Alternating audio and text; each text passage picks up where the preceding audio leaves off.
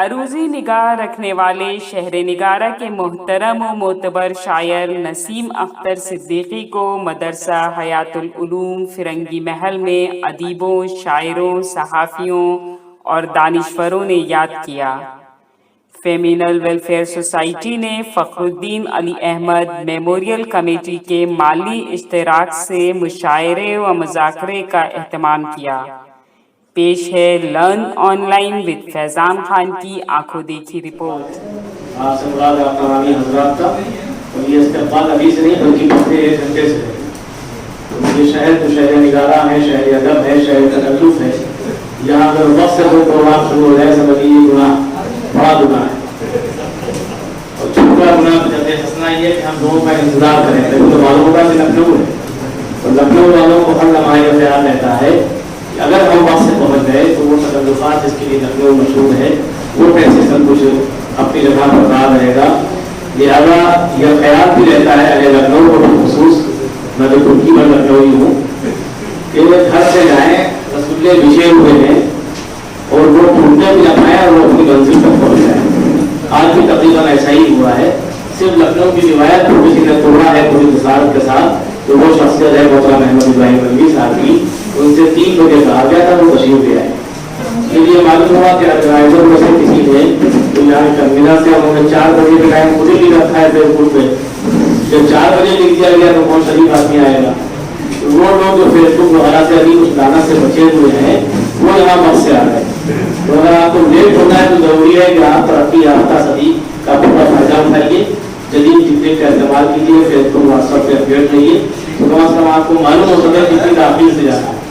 بھائی اختر صاحب بھی وقت سے آ گئے، یہ نسیم اختر صاحب کے فرزند ہیں، اور ہم لوگ ان کو اس کی عقیدت سے دیکھتے ہیں، محبت سے دیکھتے ہیں کہ اولاد 1 ہو یا 10 ہو وہ بہرحال عزیز ہوتی ہے، اور وہ اولاد جس سے والد کا نام روشن ہو، جو والد کی شاعری کو پڑھ سکے، پڑھنا چاہے اور لوگوں تک پہنچانا چاہے، وہ اولاد جو بھی قابل قدر ہوتی ہے۔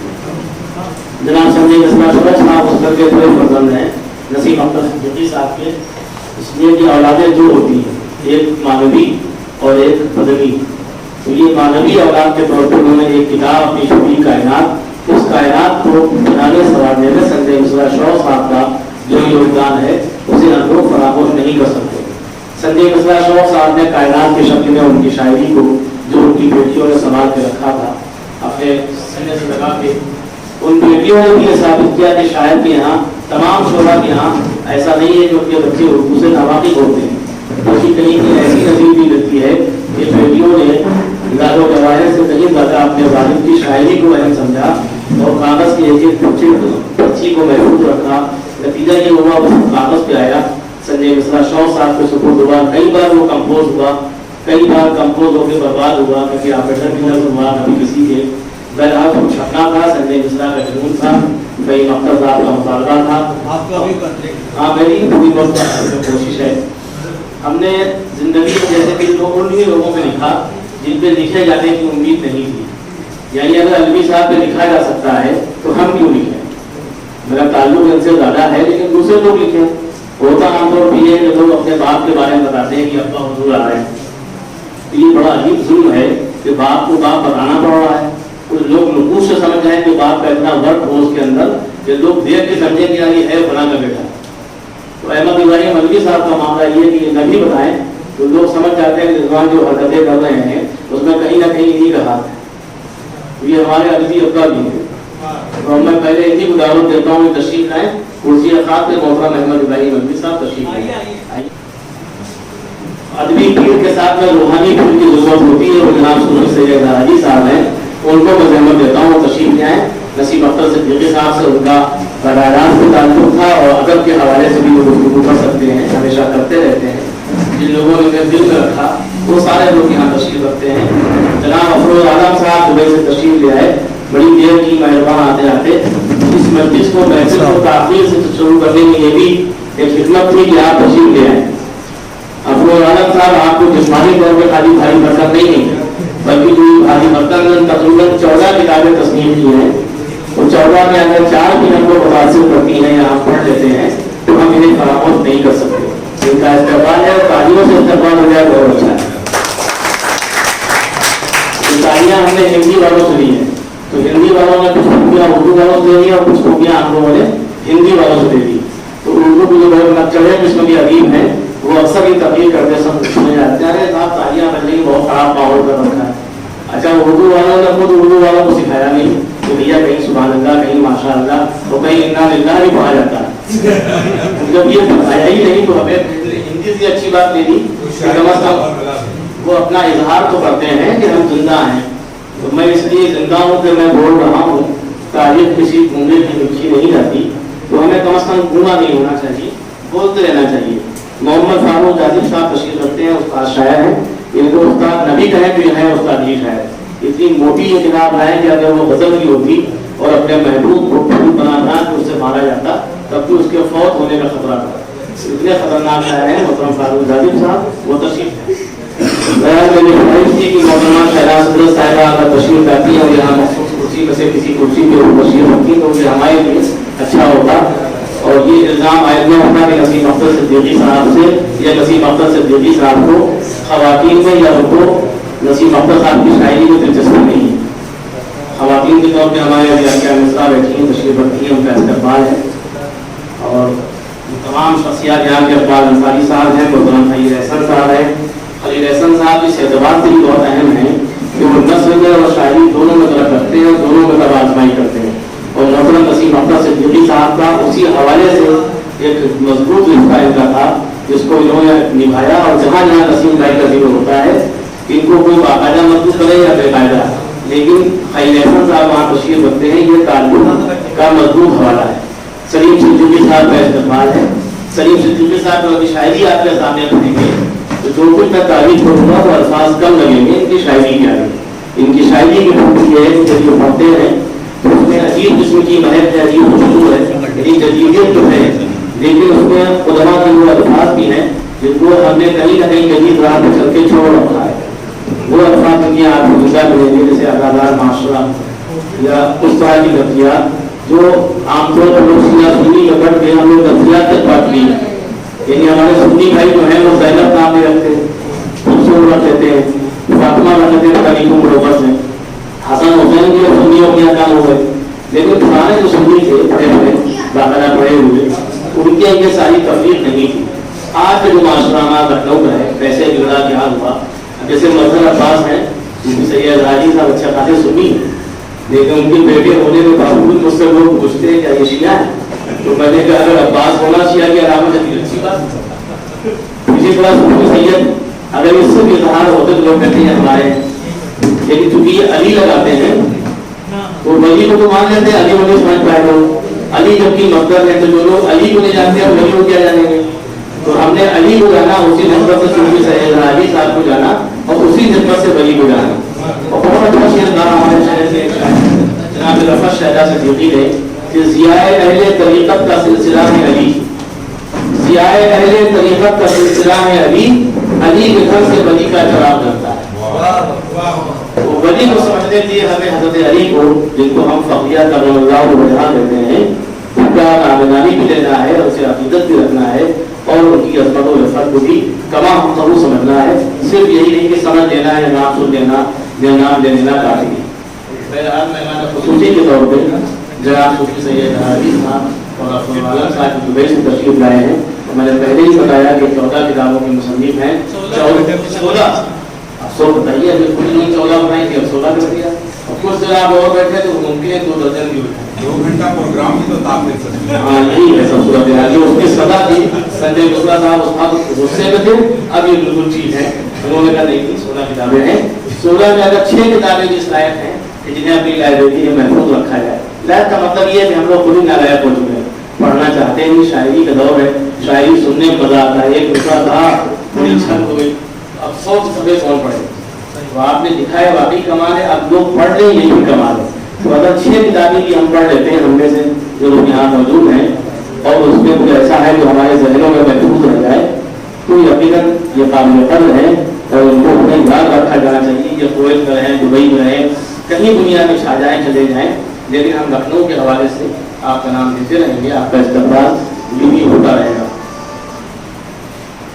आज की इस महफिल को सजाने में जो तंजीम है यहाँ पर, जिसका नाम दर्ज है फैमिली वेलफेयर सोसाइटी, جس نے فخرالدین علی حیدر قبولیت ان کی جو اس طرح کے پروگرام کرتی رہتی ہے، تعاون کرتی ہے. فخرالدین کے باہم اشتراک سے آج کا یہ پروگرام ہوا ہے. تو جہاں فخرالدین کمیٹی کے موجودہ ذمہ داران قابل قدر ہیں، لائق تعریف ہیں، وہیں جناب فیمنل ویلفیئر سوسائٹی کے جو آرگنائزر ہیں نایاب مفتاح صاحب اور عفت فاطمہ اور نایاب مفتاح صاحب زیدی، آپ لوگوں کا بہت ہم لوگ شکر گزار ہیں کہ آپ نے آج کی یہ محفل آراستہ کی. اور شکر گزار اس لیے نہیں ہے کہ آپ ہم کو یہاں بلائے چائے پانی پلائیں، بلکہ اس لیے کہ اردو کی صفحہ آپ نے روشن کی. مسلمانوں کا بڑا سبب یہ ہے، ہندو مسلم نہیں بانٹتا ہوں میں، کہ وہ اردو کے خواہ بنتے تھے، کہتے تھے یہ اردو زبان میری ہے. انہوں نے ہی خلق کر دی اور اردو کی یہ الزام تھا کہ وہ فارسی اور عربی کے پتن سے پیدا ہوئی ہے، جبکہ اس میں دوسری زبانیں جو ہیں سنسکرت وغیرہ ان کا بھی یوگدان بہت زیادہ ہے. اردو زبان ایسی زبان ضرور ہے کہ اگر ہمیں اردو کا حق ادا کرنا ہے تو کئی زبانیں سیکھنا ہو جاتی ہیں. اس لیے ہمارے جو اردو کے رائٹر تھے معلوم حسن قاسم عثمانی صاحب تیسرا کلاس نہیں پڑھتے، لیکن موٹی موٹی انگریزی کتابیں نہ صرف پڑھتے تھے بلکہ اس حد تک سمجھتے تھے کہ مختلف موضوعات پہ تین لوگوں کو بیک وقت پی ایچ ڈی لکھاتے تھے. یہ الگ بات کہ پی ایچ ڈی لکھنے والوں کی جیبیں بڑھتی نہیں اور ان کے چشمے کا نمبر پڑتا رہا اور ان کی جیب میں کچھ نہیں پہنچا، یہ الگیاں اپنی جگہ ہے. تو آج کے شاعروں کو بالکل منور رانا ہونا چاہیے کہ جسمانی طور سے تو موٹا ہو، جیب کے اعتبار سے موٹا ہو، پر دماغ نہ چلے، یہ دعا بھی کرنا چاہیے. اس لیے کہ زیادہ علم جو لوگ برداشت کر لیتے ہیں، بچا لیتے ہیں، وہ احمد ابراہیم مرکی بن جاتے ہیں، سنجے مصرا شوق بن جاتے ہیں، افروز عالم بن جاتے ہیں، صوفی سید اظہار علی بن جاتے ہیں. لیکن جو لوگ دولت کو، شہرت کو، علم کو ہضم نہیں کر پاتے ہیں وہ منور رانا بن جاتے ہیں. تو ہاضمہ ہمارا ٹھیک ٹھاک ہونا چاہیے.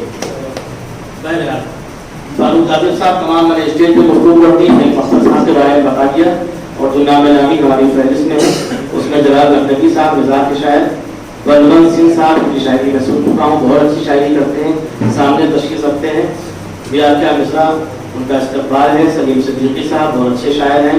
خلیل احسن صاحب کو اچھا شاعر نہ کہے گی، میں کیا کر دوں گا، شاعر بھی اچھے ہیں، نفیس انسان بھی ہیں، محفلوں میں کم دکھائی پڑتے ہیں، یہ شکوہ ضرور ہے.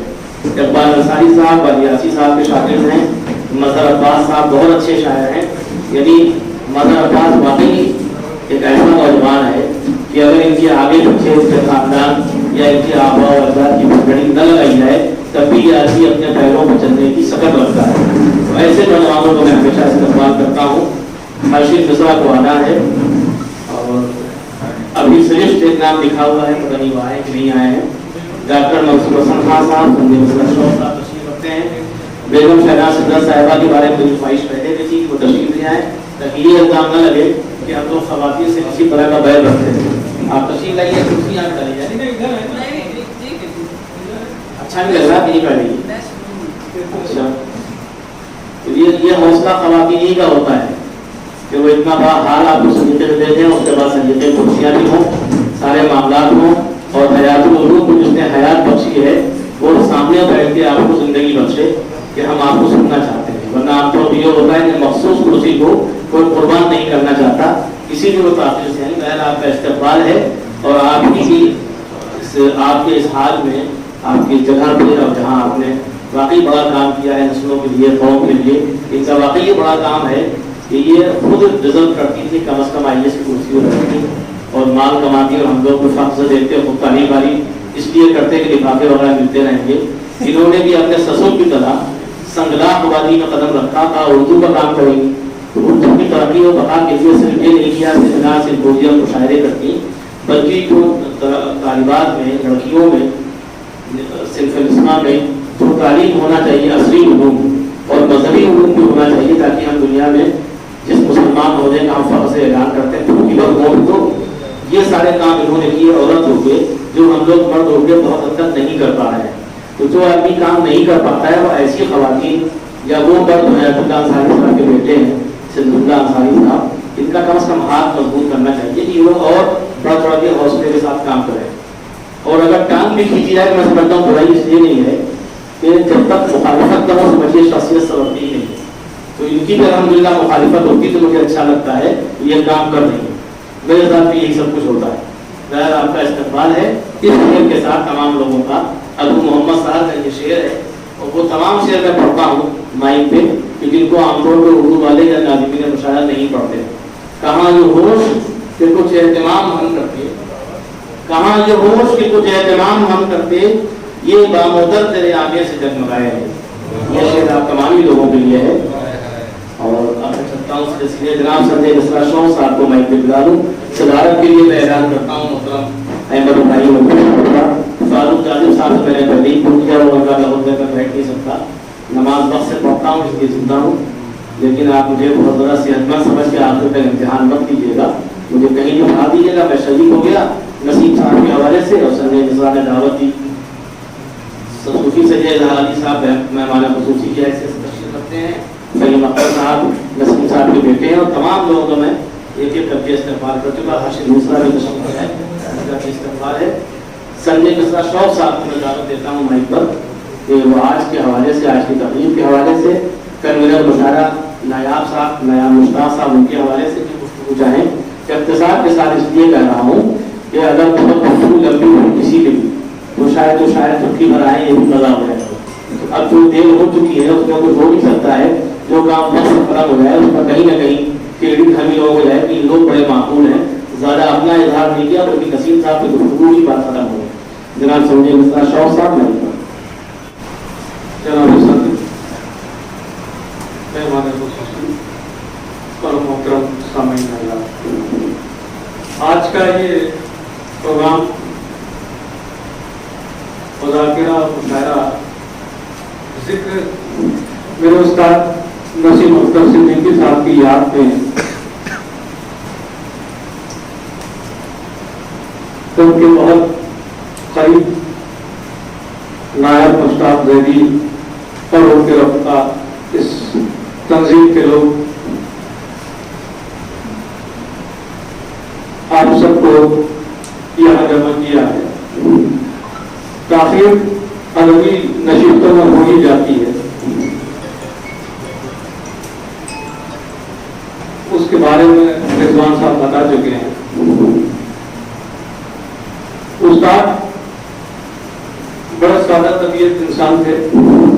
ان کے یہاں کسی طرح کے مذہب و ملت کی کوئی تفریق نہیں تھی. یہی سبب ہے کہ ان کے پروگرام کو جب میں نے کیا سب پہلی بار تو اس میں باہر سے بھی بہت سے لوگ آئے.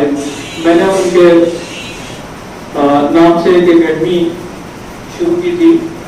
2008 میں 6 جون کو ان کا انتقال ہوا تھا اور اس کے بعد سے میں نے نسیم اختر صدیقی اکیڈمی شروع کی اور ان کے نام سے 2 ہندی کے لوگوں کو اور 2 اردو کے لوگوں کو ان کے نام کا ایوارڈ دیا جاتا ہے. اور انہیں لوگوں کو میں دیکھتا ہوں جن کو میں جانتا ہوں کہ وہ حقیقی طور پر ادیب اور شاعر ہیں. یعنی وہ عام طور پر زیادہ تر وہ لوگ ہوتے ہیں جو اسٹیبلش ہو چکے ہیں. نوجوانوں میں بھی 35-40 سال جو لوگ نکال لیتے ہیں ان کو میں دیتا ہوں اور ہماری کمیٹی میں جو لوگ ہیں وہ کرتے ہیں. آج کا یہ پروگرام ایک طرح سے خراج محبت ہے اور میں باقی لوگ بتائیں گے استاد کے بارے میں بولتا رہوں گا تو کوئی ایسی بات نہیں ہوگی کیونکہ گھر کی بات ہے. یہ کچھ شعر میں ان کے سنا دیتا ہوں تاکہ ایک ماحول بن جائے, ایک فضا بن جائے. جب تمہاری پائلوں نے گھنگروؤں کو چھو لیا, جب تمہاری پائلوں نے گھنگروؤں کو چھو لیا, گیت نے سنگیت کی سب سرحدوں کو چھو لیا. جب تمہاری پائلوں نے گھنگروؤں کو چھو لیا, گیت نے سنگیت کی سب سرحدوں کو چھو لیا. ایک مسئلہ یہ ہے کہ مثل برق ستم مسکرا دیجیے, مثل برق ستم مسکرا دیجیے, سست ہے دل کی دھڑکن بڑھا دیجیے. پنکھڑی پھول شبنم صبا چاندنی, پنکھڑی پھول شبنم صبا چاندنی, آپ کا نام کیا ہے بتا دیجیے.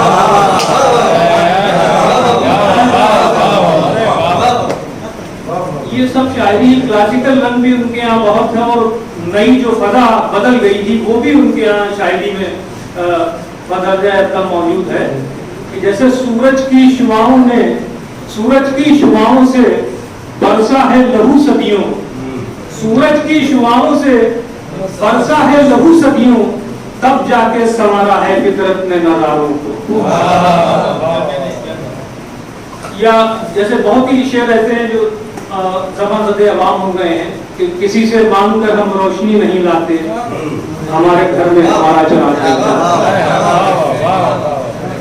इस तरह के शेर भी हैं। एक शेर जो तरही मुशायरे में कहा गया था, तो हमारे सईद अख्तर निज़ामी साहब कपड़े की उनकी बहुत बड़ी शाप थी, तो उस पर जो मेंटली रिटायर्ड टाइप के शायर थे वो ज्यादा बैठते थे, यानी बैठे हैं तो बैठे ही हैं। तो एक शेर उस्ताद ने कहा, तो उसको बड़ा करके कंप्यूटर से निकलवा के उन्होंने अपनी दुकान में लगवा लिया कि गुर्बतें जहर घोलती है बहुत, दूर का हमसे वास्ता रखिए। काफी दिनों तक लगा रहा, कुछ फर्क तो पड़ा उससे, लेकिन ये भी सब माहौल चलता रहा। उस्ताद के यहाँ एक गजल उन्होंने धूप रबीब से कही थी, तो वो बड़ी मकबूल हुई, और हमारे साहब जब मिलते थे तब उनसे बहुत सुनते थे उसको कि मैंने बहुत समझाया लेकिन मेरी बात ना मानी धूप, मैंने बहुत समझाया लेकिन मेरी बात ना मानी धूप, शाम ढली तो नील गगन में डूब मरी दीवानी धूप, शाम ढली तो नील गगन में डूब मरी दीवानी धूप, संगी साथी कोई नहीं है उस पर ये उस्तादे सफर, संगी साथी कोई नहीं है उस पर ये उस्तादे सफर, पाँव के नीचे रेत का दरिया, सर पर रेगिस्तानी धूप। तो इस तरह की शायरी बहुत की उन्होंने। मुझसे किसी शरीके सफर ने वफा न की, मुझसे किसी शरीके सफर ने वफा न की, जो सांप आस्तीन में पाला नहीं रहा। ये जो इसका मतलब है कि चेहरे पर रंगो नूर का आला नहीं रहा, ये आईना भी देखने वाला नहीं रहा। एक दिन हमारी आपकी सबकी जो स्थिति है, जो हमारा आपका सबका माहौल है, वो एक दिन बदल जाना है। जिल्द तो बदलती रहती है, बचपन से बुढ़ापे तक हम लोग चले जाते हैं, लेकिन अंदर से जो मन रहता है, यानी रूह जो रहती है, वो वैसी ही रहती है। बस ये जो कि जिस्म उसकी आग को, उसकी चमक को, उसकी रोशनी को बर्दाश्त नहीं कर पाता, इसीलिए वो एक दिन निकल जाती है। इसलिए जिंदगी और मौत का फलसफा जो है यहीं पे आके खत्म होता है। उस्ताद की ना शायरी में बहुत ऐसे ऐसे कि हम जो तेरी जागती आंखों का काजल हो गए, हम जो तेरी जागती आंखों का काजल हो गए, जितने अफसाने अधूरे थे मुकम्मल हो गए। आज तो आजा इन आंखों में, आज नदी में पानी कम है। तो इस तरह के भी छोटी बहन में तो बहुत माहिर थे। और एक चीज और थी कि उनको याद बहुत रहता था, जो किताब जब भी पढ़ ली वो याद रहती थी। एक बार चौधरी सिफ्ते मोहम्मद नकवी साहब, उन्होंने इरफान सिद्दीकी साहब के आफ्ताबुल हिंद के एक तरकीब को उन्होंने एक लेटर टू एडिटर में लिख दिया कि इरफान तुमको उर्दू तो आती नहीं, किस जाहिल ने तुम्हें एडिटर बना दिया। तो ये एक ऐसा मामला था जिस पर उस्ताद ने उसका जवाब लिख दिया दलील के साथ, और ये बताया कि फिरोज निजामी साहब के लिए ये इस्तेमाल हो, और बिल्कुल सही है। तो सिफ्ते मोहम्मद नकवी साहब ने 7 दिन तक उस्ताद के घर पे रिक्शा भेजा मुज़ाकरे के लिए। 7वें दिन वो चले गए, कहने लगे चलो और चलते हैं, नकवी साहब को निपटा देते हैं। तो पता चला कि नकवी साहब जो हैं किताबों के ढेर में बैठे हुए, 4-5 स्टूडेंट को पीएचडी के लिखवा रहे हैं। आते ही बड़ी खंदा पेशानी से मिले, वो देखने सुनने में अग्रवाल टाइप के लगते थे, तो मैंने उनका नाम अग्रवाल साहब रखा था। तो वो आए और बातचीत शुरू हुई उस्ताद से, तो वो जो किताब बताते थे तो उस्ताद कहते थे इसमें 79 पेज से लेके 135 पेज तक आप दिखाना चाहते, तो जो किताब उठाते थे और घंटा हो गया। तो कहने लगे कि ऐसा है कि मुझे नहीं पता था कि सुन्नियों में भी पढ़े लिखे लोग होते हैं। इस तरह के आदमी थे। और फिर उन्होंने उस्ताद से मुतासिर होकर उनके ऊपर मजमून लिखा, अपना जो पेपर निकालते थे उस पे उन्होंने इंटरव्यू छापा। तो इस तरह से बड़े लोगों का ये मामला होगा कि अगर मुतमईन हो जाते हैं तो ये सब किस्से बहुत से निकलते जाएंगे, लेकिन तो अगली बार के लिए खुदा हाफिज़। आप संजय प्रसाद शौक साहब, बहुत काम की बातें आपने अफसार के साथ की, वरना गुफ्तगू इतनी थी कि वो तमाम ना होती। यही कमाल है कि कम लफ्ज़ों में ज़्यादा बात कर दी जाए। और उसका असर ऑनलाइन की जानिब से आपसे बस इतनी इल्तिजा है कि हमारे इस प्रोग्राम को लाइक, शेयर और सब्सक्राइब ज़रूर करें। साथ ही बेल आइकन दबाना ना भूलें, जिससे हमारी हर वीडियो आप तक अपलोड होने के साथ ही पहुंच सके। शुक्रिया।